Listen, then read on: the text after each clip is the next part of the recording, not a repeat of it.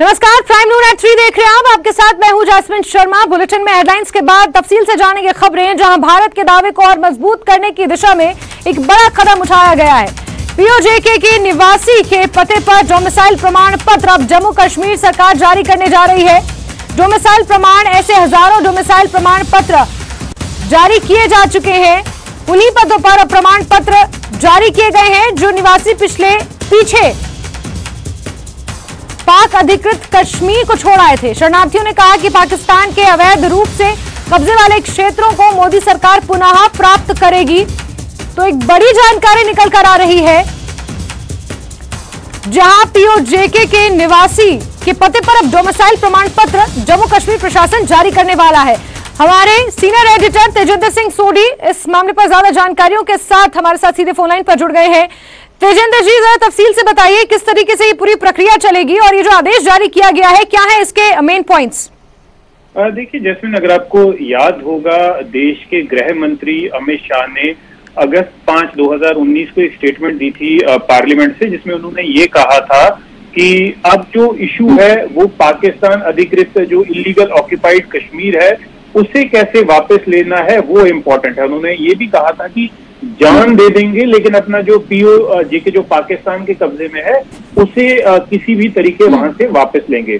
देखिए 1947 से लेकर अब तक कई ऐसे रिफ्यूजीज हैं जो पाकिस्तान जो इलीगल ऑक्यूपाइड जम्मू कश्मीर है वहां से विस्थापित होके जम्मू में और अलग अलग इलाकों में आए हैं। अब सरकार ने, जम्मू कश्मीर प्रशासन ने जो उन लोगों के जो पीओजेके के रहने वाले लोग थे उनके डोमिसाइल सर्टिफिकेट जो बन रहे हैं, उन डोमिसाइल सर्टिफिकेट पे अब उनका जो एड्रेस होगा वो वहीं का होगा जहां से जो इलाके वो छोड़ के आए हैं। जो पीओजेके के इलाके जैसे मीरपुर, कोटली, मुजफ्फराबाद, पिंपर, इस तरह के जितने भी इलाके हैं जहां से वो लोग विस्थापित हुए हैं, जो उनके पुश्तैनी इलाके हैं, वहां के अब उनको डोमिसाइल सर्टिफिकेट जो है इशू किए जाएंगे। देखिए पहले जब ये डोमिसाइल सर्टिफिकेट शुरू किया गया था उसमें पहले ये लिखा जाता था कि इनका परमानेंट एड्रेस जो था वो पीओके का दिखाया जाता था और जो इनका प्रेजेंट एड्रेस था वो जम्मू कश्मीर में, अब ये जहां पर 47 के बाद जहां रह रहे हैं उन इलाकों के बारे में लिखा जाता था।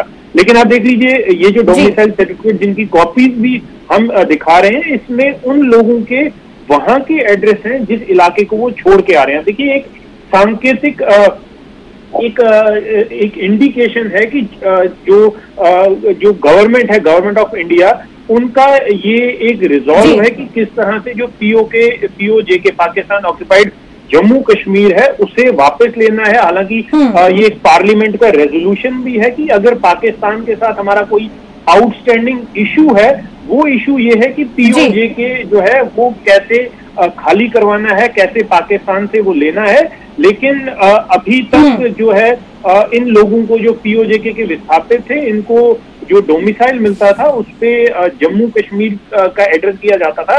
लेकिन अब इन डोमिसाइल सर्टिफिकेट पे पीओजेके का एड्रेस है। हजारों ऐसे डोमिसाइल सर्टिफिकेट जो हैं वो ऑलरेडी इशू कर दिए गए हैं और इन लोगों में जो पीओजेके के विस्थापित हैं उनमें एक सेंस ऑफ हैप्पीनेस भी है कि कहीं ना कहीं अब उन्हें ये लग रहा है कि लगभग 70-75 साल हो गए इन लोगों के जो इनके पूर्वज थे, जो इनके बुजुर्ग थे, अपना जो घर बार, अपनी प्रॉपर्टी पीओजेके में छोड़ के आए हैं। अब इन्हें कहीं ना कहीं ये उम्मीद की किरण लग रही है कि वो जो इनकी प्रॉपर्टी है वो इन्हें कहीं ना कहीं वापस मिलने की एक उम्मीद जगी हुई है। जी बिल्कुल। साथ ही तेजिंदर जी, क्या हम ये कह सकते हैं कि जब डोमिसाइल इन लोगों को दिया जाएगा, उसके प्रमाण पत्र इन लोगों के हाथ में होंगे, तो उसके साथ जो कई अधिकार आते हैं, कई राइट्स आते हैं, उन राइट्स से ये सालों साल जो वंचित रहे हैं वो राइट्स भी इन्हें मिलेंगे। साथ ही इससे पहले थोड़े दिनों पहले जिस तरीके से एसओएस इंटरनेशनल के चेयरमैन हैं रवि चुन्नी जी, उन्होंने मुलाकात की थी एलजी प्रशासन के साथ और जो पीओजेके के जो रिफ्यूजीज हैं उनके लिए जो ठोस कदम उठाए जा रहे हैं, कल्याणकारी जो योजनाएं चल रही हैं, उसको लेकर भी एक तरीके से आभार व्यक्त किया गया था। तो ये तस्वीर भी हमने बीते दिनों देखी थी। देखिए जैस्मिन, पीओजेके के जो विस्थापित हैं उनकी हमेशा से ये मांग रही है कि जो पीओजेके के विस्थापितों के लिए जो असेंबली में सीटें रिजर्व की गई थी उन्हें अनफ्रीज किया जाए, वो इन्हें दी जाए। तो कहीं ना कहीं इस सिम्त में जो स्टेप्स हैं वो जम्मू कश्मीर प्रशासन, सेंट्रल गवर्नमेंट ले रहा है। हालांकि एक लंबी लड़ाई है, पिछले 70-75 साल से ये लोग अपने अधिकारों के लिए लड़ाई लड़ रहे हैं, जो पीओजे के विस्थापित हैं। हालांकि इन्हें यहाँ पर इलेक्शन में हिस्सा लेने की पूरी आजादी थी। ये पार्लियामेंट्री और J&K इलेक्शन, जो असेंबली इलेक्शन होती है, उसमें ये हिस्सा ले सकते हैं, वोट डाल सकते हैं, लेकिन फिर भी एक वो कहीं ना कहीं वो दर्द था जो इनकी आंखों में साफ झलकता था कि कैसे जो ये अपनी प्रॉपर्टी है वो सारा कुछ अपना वहां पर छोड़ के और अपने ही इलाके में ये लोग विस्थापितों की तरह रह रहे थे। अभी भी इनके साथ वो पीओजे के रेफ्यूजीज का टैग लगा हुआ है। तो इस डोमिसाइल से इनको कहीं ना कहीं ये सेंस ऑफ सेटिस्फेक्शन होगी कि ये जो इन्हें डोमिसाइल मिल रहा है, कहीं ना कहीं सेंस ऑफ बिलोंगिंग इनकी पीओजेके के जो इलाके हैं जो इनसे छीन लिए गए हैं, जहां से इन्हें जबरदस्ती निकाल दिया गया था, उस इलाके को अपना समझने की और अपना बनाने की इनमें वो सेंस ऑफ बिलोंगिंग जो है वो रहेगी। जी बिल्कुल तेजेंद्र जी, क्योंकि ये डिसीजन पीओजेके के जो रिफ्यूजीज हैं उनके हित में लिया गया है, लेकिन कुछ मेन स्ट्रीम पार्टियां ऐसी भी हैं जो इसको राजनीतिक चश्मे से देखेंगी। अगर इस डिसीजन को राजनीतिक चश्मे से देखा जाए तो क्या आगे आने वाले लोकसभा 2024 के चुनाव और फिर माना यह जा रहा है कि बहुत जल्द J&K में असेंबली इलेक्शंस भी हो सकते हैं, तो क्या उनके मद्देनजर भी उस चश्मे से इन्हें देखा जा सकता है इस डिसीजन को? देखिए जैस्मिन, इस डिसीजन का फार रीचिंग कॉन्सिक्वेंस हो सकता है। हालांकि अभी केंद्र सरकार क्या सोच रही है उस पे कुछ कहना बड़ा जल्दी, जिसे कहते हैं कब्ज़ वक्त होगा कि उनका क्या इसमें प्लान है। बट कहीं ना कहीं जो एक डिमांड थी पीओजे के रेफ्यूजीज की कि उनकी जो सीटें पीओजेके के लिए रिजर्व की गई हैं उन्हें अनफ्रीज किया जाए। देखिए, पहले पीओजेके के रेफ्यूजीज को डोमिसाइल जो दिया जाता था वो जम्मू कश्मीर के नागरिक का दिया जाता था, लेकिन अब इनको जो डोमिसाइल मिल रहा है वो कहीं ना कहीं ये दर्शाता है कि ये पीओजेके के रेफ्यूजीज हैं। तो कहीं ना कहीं ऐसा लग रहा है कि आने वाले टाइम में जो पीओजेके के लिए जो सीट्स रिजर्व की गई हैं, हो सकता है कि उन्हें अनफ्रीज किया जाए और इन लोगों को, जो पीओजेके के रहने वाले लोग हैं जो यहाँ पर जम्मू कश्मीर में जिन्हें अभी भी विस्थापितों की तरह ट्रीट किया जाता है, कहीं ना कहीं उनको उन सीट्स पे कॉन्टेस्ट करा सकती है या वो सीटें उनको दी जा सकती है। हालांकि इसमें कहना या कोई डिसीजन जो है, जब तक सेंट्रल गवर्नमेंट या इलेक्शन कमीशन की तरफ से कोई इस पे डायरेक्शंस नहीं आती, कोई नोटिफिकेशन नहीं आती, लेकिन इन लोगों में जो पीओजे के रेफ्यूजीज हैं जो जम्मू कश्मीर में रह रहे हैं पिछले 70-75 सालों से, उनमें कहीं ना कहीं एक उम्मीद की किरण जगी हुई है। जी जैस्मिन। बिल्कुल बिल्कुल तेजेंद्र जी, बहुत शुक्रिया इस पूरे मामले पर तफसीलात दर्शकों के साथ साझा करने के लिए। और इसी खबर पर ज्यादा बातचीत के लिए हमारे साथ राजीव चुन्नी जी फोनलाइन पर मौजूद हैं। SOS इंटरनेशनल के वो चेयरमैन हैं। राजीव जी, सबसे पहले न्यूज़ 18 को महत्वपूर्ण समय देने के लिए आपका बहुत शुक्रिया। मैं आपसे ये जानना चाहूंगी, जो JK प्रशासन ने, LG प्रशासन ने ये निर्णय लिया है, इस निर्णय को आप किस तरीके से देखते हैं? देखिए जी, पहले तो आपका धन्यवाद कि आपने हमें मौका दिया और इस जो हमारे हित की बात है उसको आपने सार्वजनिक तौर पर उठाया। तो मैं ये कहूँगा कि ये जो यहाँ स्टेट सब्जेक्ट लॉज जब एबॉलिश हो गए तो उसके बाद यहाँ पर डोमिसाइल कानून लाया गया, तो तब हम लोग तो जो जम्मू कश्मीर में पीओजेके के विस्थापित रहते हैं, हमें तो कोई दिक्कत थी नहीं, लेकिन दिक्कत उन लोगों की थी जो 5 लाख से भी अधिक लोग हिंदुस्तान के अन्य राज्यों में रहते हैं, लेकिन वो मूल रूप से पीओजेके से आए हुए विस्थापित हैं। तो इसके लिए हमने एक पत्र लिखा, हमने गृह मंत्री जी को, प्रधानमंत्री जी को ये बात उनके संज्ञान में लाई कि उन लोगों को भी यहाँ की नागरिकता और ये डोमिसाइल दिया जाना चाहिए, क्योंकि वो यहाँ के बोनाफाइड हैं और वो यहीं से गए हुए लोग हैं और आज विस्थापन में हैं। तो उस बात को उन्होंने ले लिया और लेने के बाद ये दोबारा से इसमें एक अमेंडमेंट लाई गई और फिर हमें ये देने शुरू किए गए। और सबसे जो अच्छी बात हुई, देखें आज तक क्या था कि पीओके हमारा अभिन्न अंग है और हम इसको खाली कराएंगे, ये एक नारा बर था जिसको मैं समझता हूँ कि पब्लिक कंजम्पशन के लिए सुबह शाम इसको याद किया जाता था, लेकिन इस पर कोई काम नहीं होता था। लेकिन इस पर पहले 2020 में मुजफ्फराबाद के मौसम का हाल बताना, जिससे पाकिस्तान की थोड़ी सी इस हरकत से ही हालत खराब हो गई, उसके बाद आज उन 5 लाख लोगों को जो पीओजेके से विस्थापित हैं, चाहे वो गिलगित बाल्टिस्तान से हैं, चाहे मुजफ्फराबाद से हैं, चाहे मीरपुर से हैं, चाहे पुंछ के उन इलाकों से हैं जिस पर आज पाकिस्तान का नाजायज कब्जा है, वहां के पते लिखे जाना। वो मुंबई में रहते हैं लेकिन उनका एड्रेस जो है गिलगित का। जी साथ ही राजीव जी एक चीज और आपसे समझना चाहेंगे, क्योंकि जब आपको एक डोमिसाइल आपके हाथ में होता है तो उसके साथ आपके कई अधिकार आपको मिलते हैं, कई राइट्स, जिन राइट से ये पीओजेके के जितने भी विस्थापित थे, जितने भी रिफ्यूजीज थे, ये सालों साल वंचित रहे। एक लंबे समय से इन्होंने एक लड़ाई लड़ी है और आज जब इस लड़ाई में एक तरफा जीत हुई है तो आप कैसा महसूस कर रहे हैं और इस बारे में क्या कहना चाहेंगे? देखें, निश्चित तौर पर एक सेंस ऑफ बिलोंगिंग आती है कि मैं जिस इलाके का हूँ लेकिन मेरा कोई नाम नहीं लेता था कि मैं वहां से आया हूँ या मैं वहां का हूँ, लेकिन आज तो मेरे हाथ में एक ऐसा दस्तावेज है, एक ऐसा कागज है जो लीगल है, जो सरकार ने जारी किया है। और सरकार मुझे कहती है कि चाहे आप दिल्ली में बैठे हो, यूपी में हो, बिहार में हो, महाराष्ट्र में हो, लेकिन आपका मूल निवास जो है वो फलां जगह है जो आज पाकिस्तान के कब्जे में है। और ये एक खुशी की बात इसलिए है क्योंकि मेरे जो बुजुर्ग हैं वो वहीं पर पले बड़े, उन्हीं गलियों में खेले, उन्हीं स्कूलों में वो पढ़े और फिर वहां से उनका विस्थापन हो गया। कितने लोग वहां मारे गए और घर बार छोड़ दिया, चल अचल संपत्तियां वहां पड़ी हैं।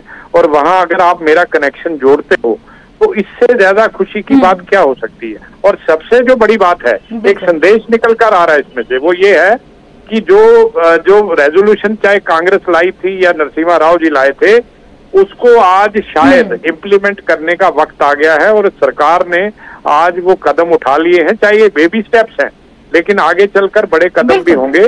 तो निश्चित तौर पर मैं समझता हूं कि जो हमारा लक्ष्य है, जो हमारी सोच है, हम उस ओर बढ़ेंगे। बिल्कुल राजीव जी, बहुत शुक्रिया हमसे बातचीत करने के लिए और न्यूज़ 18 JKLH को अपना महत्वपूर्ण समय देने के लिए आपका बहुत बहुत शुक्रिया। चलिए आगे बढ़ते हैं खबरों में और बात करेंगे अहम खबर की, जहां जम्मू में नार्को टेरर की एक बड़ी कोशिश को नाकाम किया गया है। कई नार्को आतंकी मॉड्यूल्स का भांडाफोड़ हुआ है।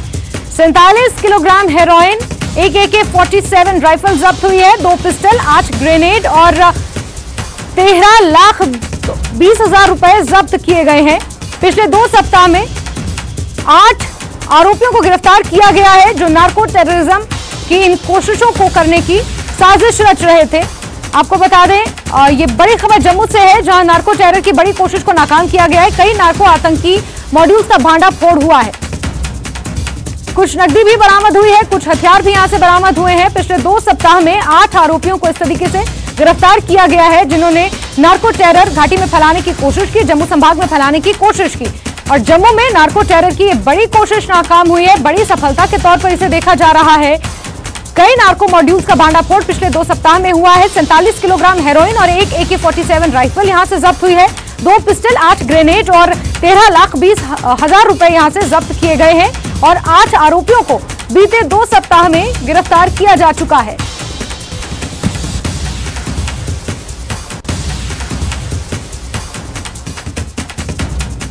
बड़ी खबर आपको बता रहे हैं, जम्मू में नार्को टेररिज्म फैलाने वाले एक मॉड्यूल का एक बार फिर भांडाफोड़ हुआ है। इस बड़ी कोशिश को नाकाम किया गया है। 47 किलोग्राम हेरोइन, 2 पिस्टल, 8 ग्रेनेड, 13,20,000 रुपए जब्त किए गए हैं। पिछले 2 सप्ताह में 8 इस तरीके से नार्को टेररिज्म फैलाने वाले आरोपियों को गिरफ्तार भी किया गया है।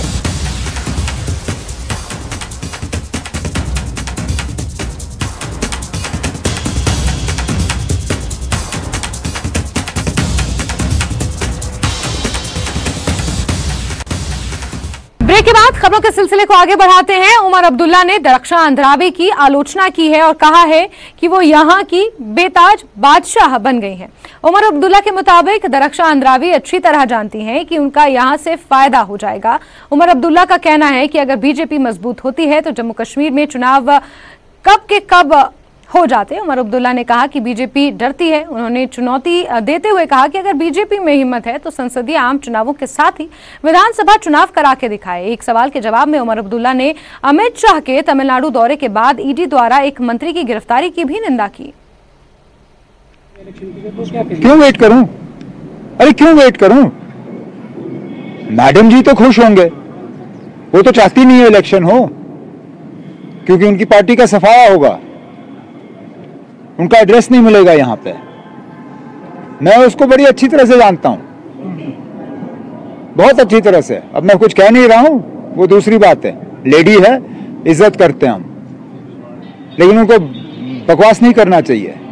हकीकत यह है कि अगर वो अपनी जगह मजबूत होते, आज तक जम्मू कश्मीर में इलेक्शन हुआ होता। ये बीजेपी वाले क्यों इलेक्शन से दूर दौड़ रहे हैं? वो इसलिए क्योंकि उनको मालूम है कि जम्मू में भी कश्मीर में भी वो हार का सामना करेंगे।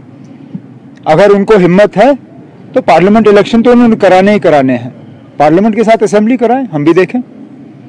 ऐसा मुझे वजह बताइए ना, ऐसा कैसे कि आप पार्लियामेंट का इलेक्शन करा सकते हो, असेंबली का नहीं करा सकते हो?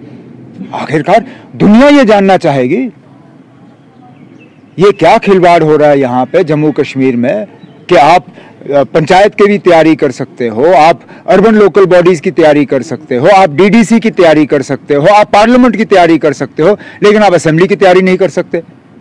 क्योंकि ये जिन लोगों का आपने जिक्र किया जो यहाँ बेताज बादशाह बैठे हुए हैं, इनका एड्रेस नहीं मिलेगा यहाँ पे, तभी तो ये इलेक्शन से दूर भाग रहे हैं। आप मानते हैं कि वो डर रहे हैं? और नहीं तो क्या, नहीं डर रहे हैं तो इलेक्शन होते ना।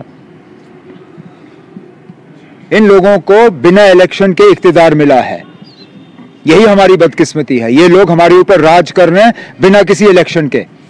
इलेक्शन होने दीजिए, फिर मैं देखता हूं ये क्या करते हैं। मुझे बताइए ना, किस रियासत में ये कार्रवाई नहीं हुई है? किस रियासत में नहीं ना आप, या किस ऑपोजिशन पार्टी के साथ ये नहीं हुआ है? ये रहता है, ये हमारा यहाँ पे सियासत करने का हमसे जो कीमत ली जाती है, ये उसका एक छोटा सा हिस्सा है।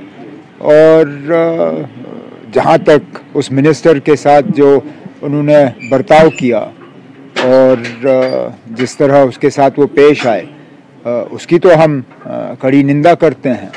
और आज जो अभी देखने को मिला कि मेडिकल रिपोर्ट्स के मुतालिक उनके 3 जो मेन आर्टरीज हैं वो ब्लॉक्ड हैं और उनको बाईपास सर्जरी की ज़रूरत है। तो जिस तरह उनको धकेला जा रहा था और जो उसके साथ सलूक किया जा रहा था, शायद गवर्नमेंट, सेंट्रल गवर्नमेंट को और इन एजेंसियों को थोड़ा सा अपने बर्ताव पे सोचना चाहिए। केंद्रीय गृह मंत्री अमित शाह और केंद्रीय रक्षा मंत्री राजनाथ सिंह जम्मू का दौरा करने वाले हैं। गृह मंत्री अमित शाह 23 जून को जम्मू में रैली करेंगे, जबकि रक्षा मंत्री राजनाथ सिंह 26 जून को जम्मू का दौरा करेंगे। राजनाथ सिंह सुरक्षा सम्मेलन को संबोधित भी करेंगे।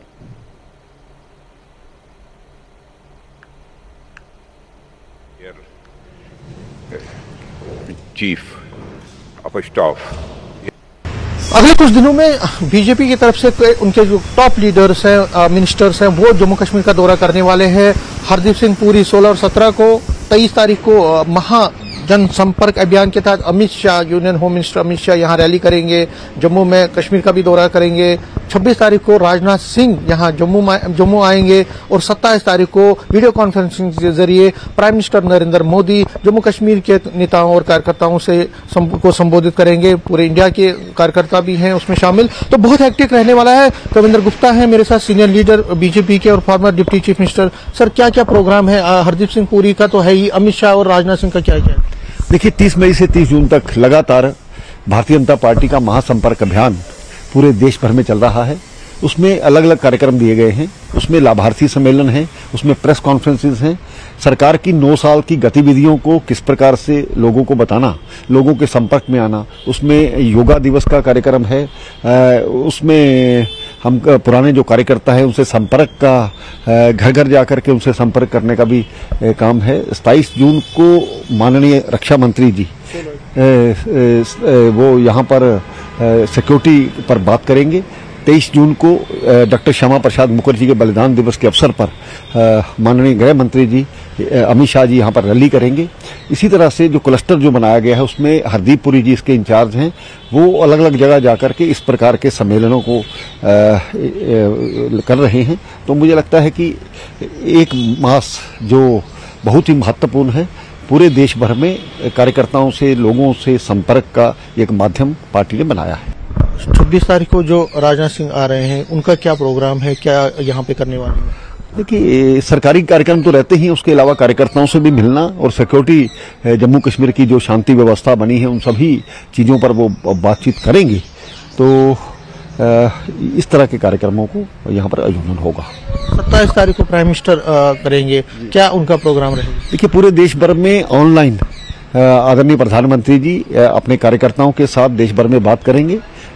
उसके लिए ये जो एक पूरे देश में हमने 9 वर्षों में जो अपनी काम किए हैं सरकार के माध्यम से, उनके बारे में भी जानकारी देंगे और हम कार्यकर्ताओं को एक संदेश देंगे कि आने वाला जो समय है वो भारतीय जनता पार्टी के लिए बड़ा महत्वपूर्ण है और उस महत्वपूर्ण होने के नाते कार्यकर्ता घर घर जाकर के संपर्क करें ताकि 2024 में एक बार फिर से राष्ट्रवादी सरकार यहां पर बन पाए। Kavindra Gupta, senior BJP leader साहब कह रहे हैं कि दावा भी कर रहे हैं कि जो हरदीप सिंह पुरी आएंगे, अमित शाह आएंगे, राजनाथ सिंह आएंगे और उसके बाद प्राइम मिनिस्टर नरेंद्र मोदी भी ऑनलाइन यहाँ जुड़ेंगे, तो जो मॉरल है बीजेपी वर्कर्स का वो बूस्ट होगा, वो ज्यादा मजबूती से आगे बढ़ेंगे। और उनका जो कहना है कि विधानसभा पोल्स के बारे में कोई ना कोई चर्चा होगी, कोई ना कोई इंडिकेशन आएगी और जब भी इलेक्शंस होंगे तो बीजेपी इनके मुताबिक एक अच्छा यहाँ पे एक अच्छा परफॉर्मेंस करेगी और बीजेपी की सरकार यहाँ पे बनने वाली है जब भी यहाँ पे विधानसभा। और इसी के साथ बुलेटिन में फिलहाल के बस इतना ही। नमस्कार।